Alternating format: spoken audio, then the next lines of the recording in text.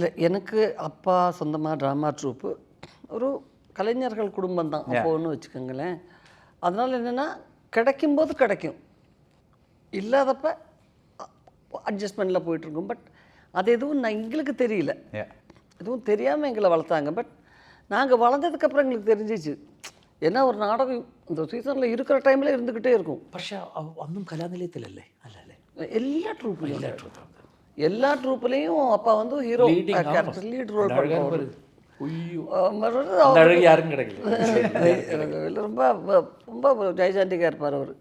And தமிழில் அன்றைக்கி இருந்தால் எல்லா அந்த காலத்து நடிகர்கள் எல்லாருமே வந்து ட்ராமாலேருந்து சினிமாவுக்கு வந்தவங்க. சிவாஜி அப்பாலேருந்து எல்லாரோடவும் நல்ல ஒரு ஒரு ரிலேஷன்ஷிப் வச்சுருந்தார். இருக்கும்போது எல்லாருக்கும் அவருக்கு இருக்கிற நேரத்தில் மற்ற இல்லாத ட்ராமாக்காரங்களெல்லாம் வீட்டில் கூப்பிட்டு எல்லாம் சாப்பாடு போட்டுக்கிட்டு தர்மம் பண்ணுவார். அப்பேற்பட்ட ஒரு தர்மகர்த்தாவாக இருந்தார் எங்கள் அப்பா. அதனோட பலன்லாம் எங்களுக்கு கிடச்சிதுன்னு வச்சுக்கோங்க. பட் ஆனாலும் நான் சொல்கிறேன், அப்போவும் சரி, அப்போ இருந்த இந்த ஆடம்பர வாழ்க்கையெல்லாம் கிடையாது. எல்லாருக்கும் சாப்பாடு போட்டு மீதி இருக்கிறது என்னமோ கொஞ்சம் தான் வரும், அதை வச்சு நாங்கள் சாப்பிட்ருவோம். சென்னைக்கு வந்தோம், அப்படி தான் இருந்தோம்.